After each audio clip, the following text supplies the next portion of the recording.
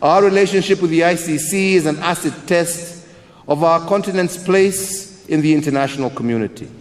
Recall that our delegation of foreign ministers to the UN Security Council also encountered resistance to our message from a broad body that speaks often of supporting Africa's leadership in seeking peace and security within its borders. Despite such unhelpful stances, we have the ability to craft appropriate and effective solutions. We have the right to chart our own course and to correct our mistakes while staying accountable to our people. This was the burning conviction of our founding fathers, and it remains our cause today.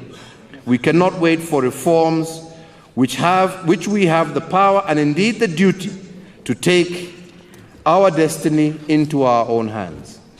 Our continent's attorney generals, justice and foreign ministers and experts have crafted separate and interdependent mechanisms built to be responsive to the realities and needs of this continent.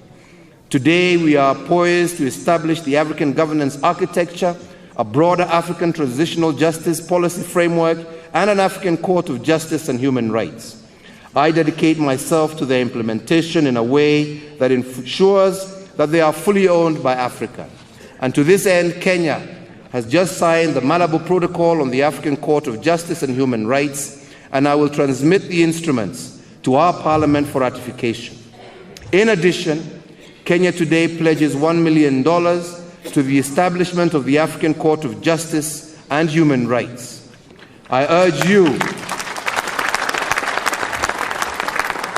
brothers and sisters, to join me in ensuring that the necessary ratifications are in place and the resulting court is fully owned, financed, and driven by Africa.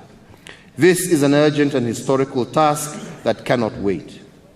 As I conclude, I want to inform this Assembly that one of the outstanding cases at the ICC involves our Deputy President William Ruto. Its progress is exhibiting the same pattern of weakness as the case against me. We look forward to its conclusion so that my deputy can join me in focusing exclusively on transforming Kenya and Africa and serving our people. Once again, I recognize the debt that I and the people of Kenya owe you and the whole people of Africa for your continued and unstinting solidarity.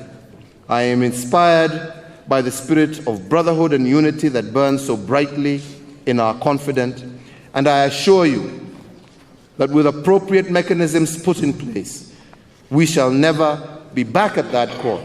And I would never wish to see the kind of pain that has been inflicted upon me and my brothers met upon any other African in the future. Let us own our own sovereignty with pride, with unity, and let us forge prosperity for our people together. I thank you very much for your attention. Thank you.